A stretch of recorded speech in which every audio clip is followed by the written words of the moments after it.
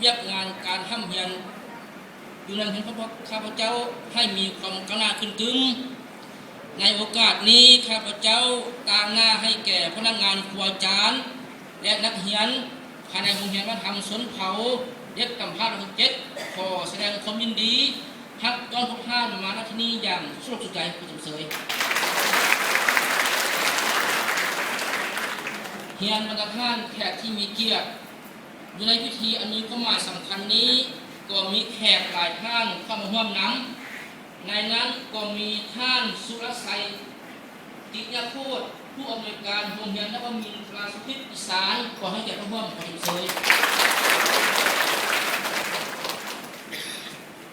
มีท่านผู้อำนวยการนิคม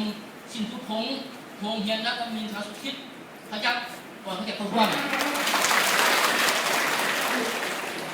มีท่านผู้อำนวยการวินิจสุนสุวรรณโรงเรียนนวมินทราสุพิษ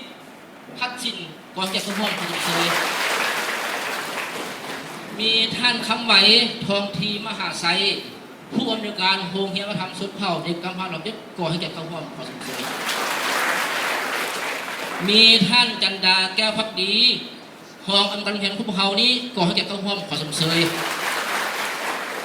นอกนั้นยังมีคณะครูอาจารย์และบุคลากรจากโรงเรียนกลุ่ม